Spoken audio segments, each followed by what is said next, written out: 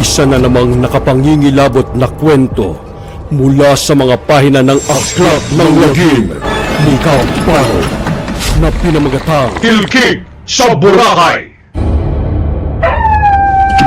Mga kwento ng lagim ni Kabanong.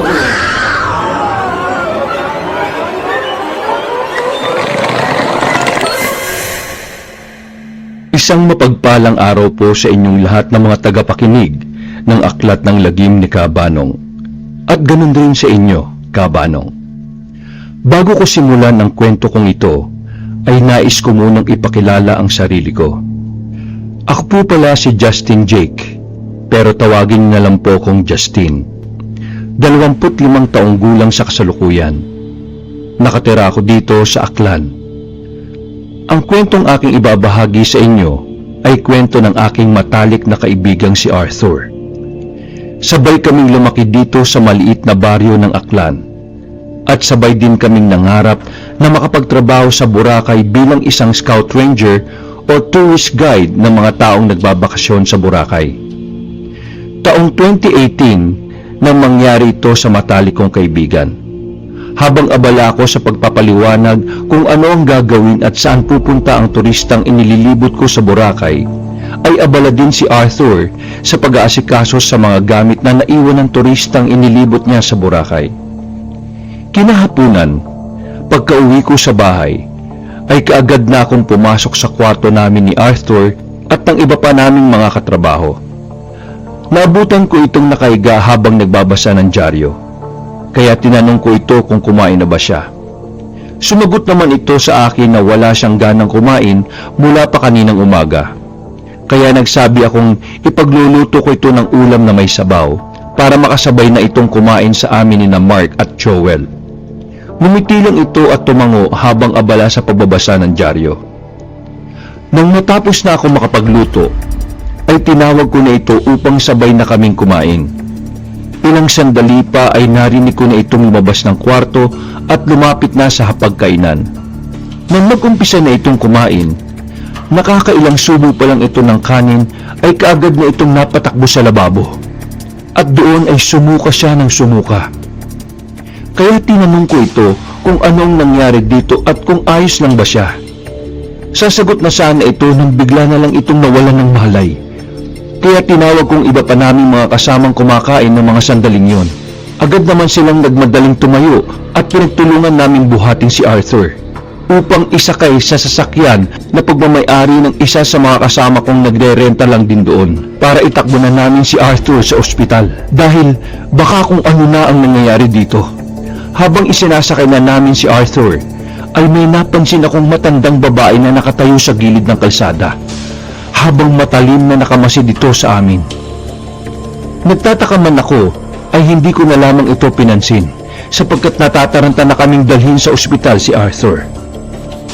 Nang makarating na kami sa ospital ay kaagad na inasikaso ang kaibigan ko ng doktor at mga nurse.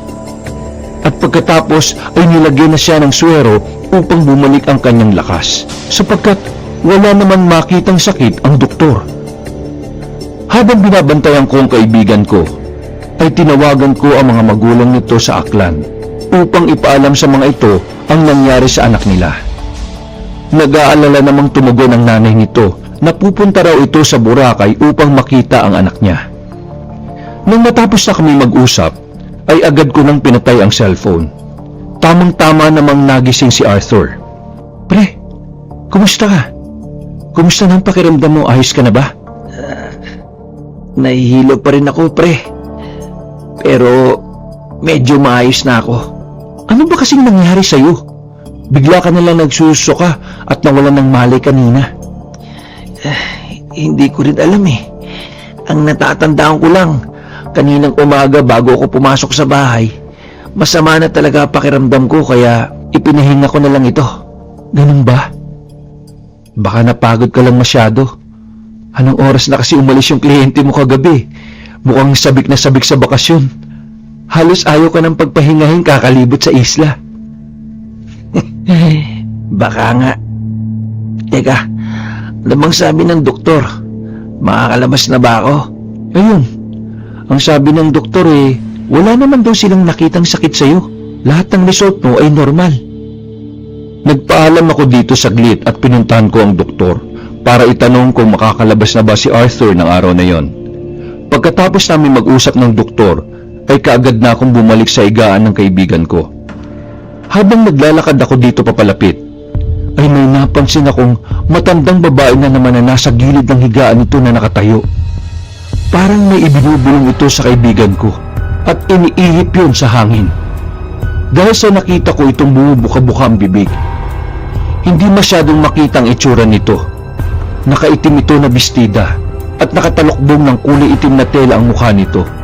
Hindi ito namamalayan ni Arthur sapagkat nakikita kong mahimbing ang tulog nito.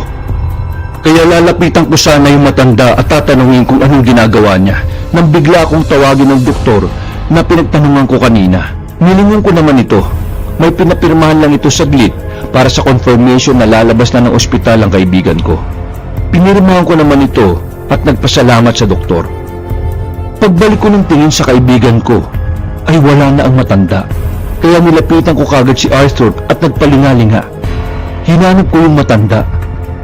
At sa pagkakaalala ko, ito rin yung matandang nakita ko kanina bago kami umalis sa bahay.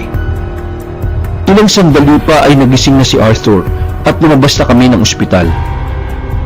Ilang araw din itong hindi nakapagtrabaho dahil sa nanghihina pa rin ito at sumusuka.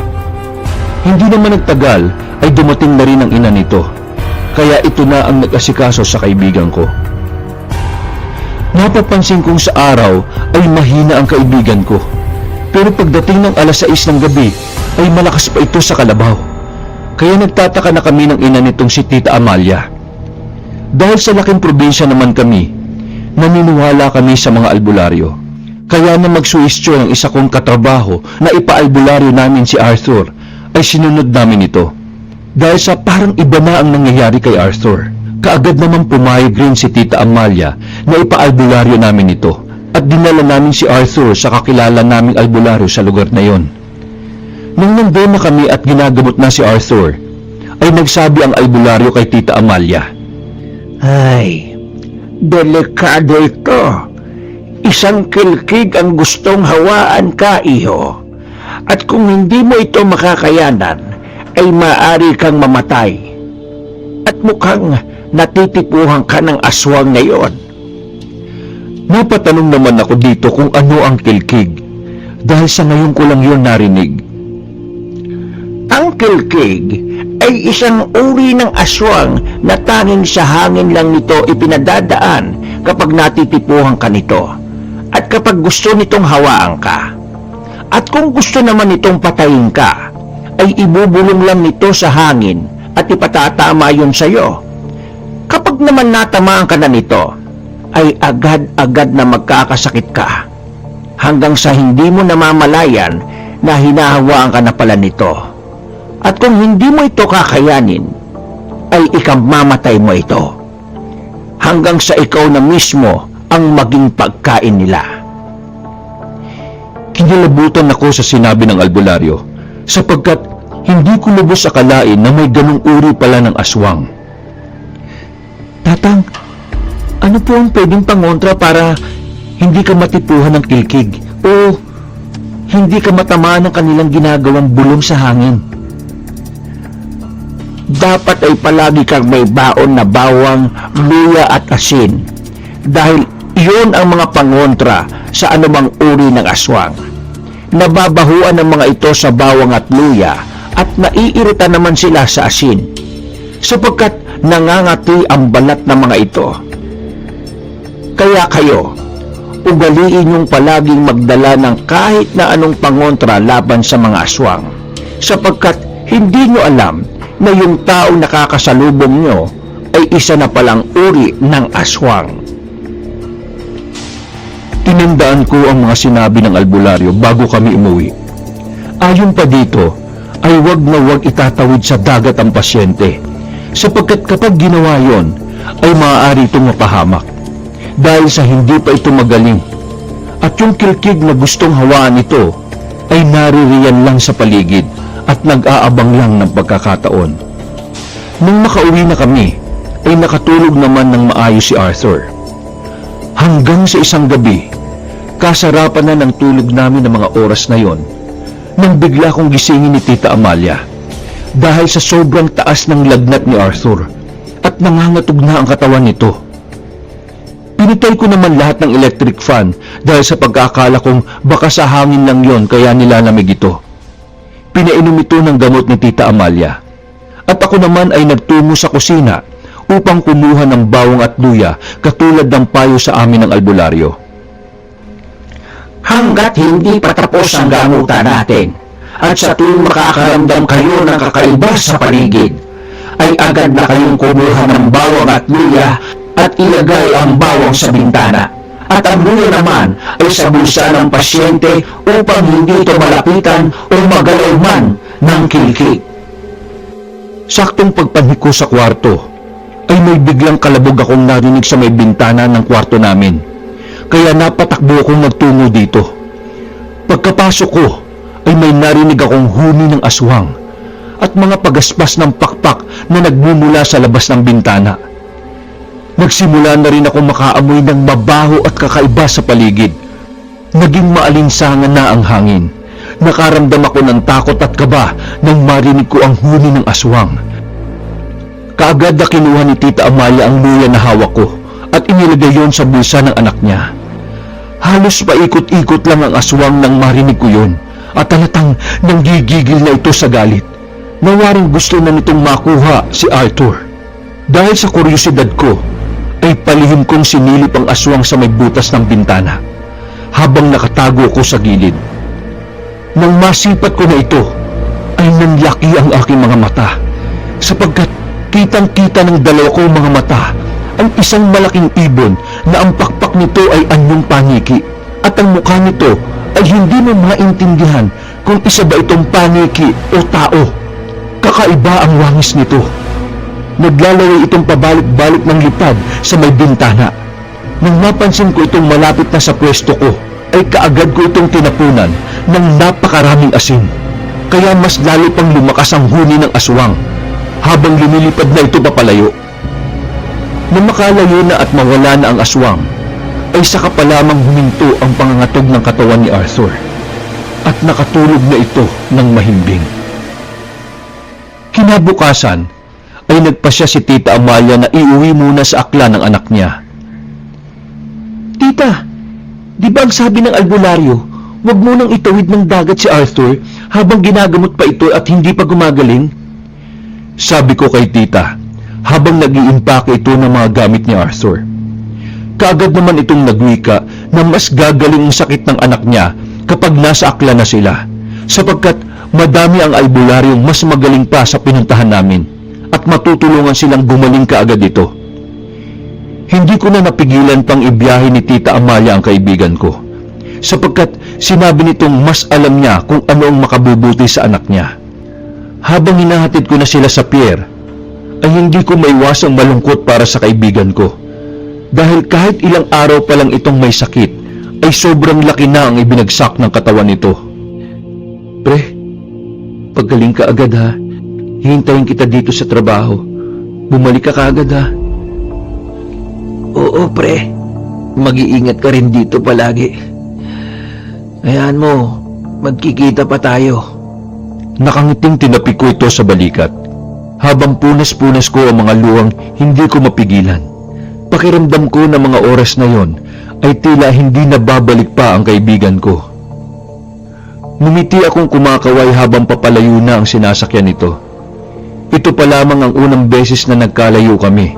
Dahil mula pa noong bata pa kami ay para kaming kambal na hindi mapaghiwalay. Ilang araw pa ang lumipas ay patuloy pa rin akong nakikibalita sa kanya kung ano na ang nangyari. Hanggang sa isang umaga, kagigising ko lang ng mga sandaling yun, nagtimpla ako ng kape. Uupo na sana ako sa may veranda ng bahay nang sa di kalayuan ay natanong ko si Arthur. Kaya sobra akong natuwa at kumuway pa ako dito. Nakangiting kumaway din ito sa akin, kaya nagmamadali na akong lumabas ng bahay. Nang makalabas na ako, ay walang Arthur akong nakita, maski anino nito. Kaya nagtataka ako at hinanap ko ito. hanggang sa biglang tumunog ang cellphone sa bulsa ko. Kinuha ko yun at sinagot. Nang sagutin ko na ito, ay nagsalita na ang nasa kabilang linya. Bigla na lang nag-uunahang umatak ang luha sa aking mga mata. Umiiyak ang ina ni Arthur habang kausap ko ito. Justin, huwag ka sanang mabibigla. Patay na si Arthur. Patay na ang kaibigan mo. Halos panawan ako ng ulirat ng mga sandaling yon dahil sa mga narinig ko.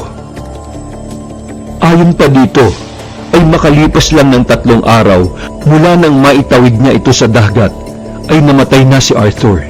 At nung ipinasuri nila sa doktor, ay walang nakitang kahit anumang sakit at lumalabas na isang bangungot ang ikinamatay ng kaibigan ko. Hindi rin nila ito ipinatingin sa sinasabi nilang albularyo. Para akong nawalan ng kapatid ng mga sandaling yun. Dahil kung sana ay nakinig na lang kami sa albularyo at pinilit kong wag nang itawid ang kaibigan ko sa dagat, ay buhay pa sana ito hanggang ngayon. Kaya mga kasangga, gawing aral sana natin na minsan ay maniwala tayo sa mga taong concern lang sa atin, lalo na sa kalusugan natin, upang hindi tayo mapahamak sa huli. Lalo na kung kakaiba ang sakit at hindi maipaliwanag ng mga doktor. Minsan ay maniwala rin tayo sa sinasabi ng mga albularyo. At syempre, samahan natin ito ng matinding panalangin. Hanggang dito na lamang po ang aking kwento, Kabanong. Maraming salamat po. Gumagalang, Justin.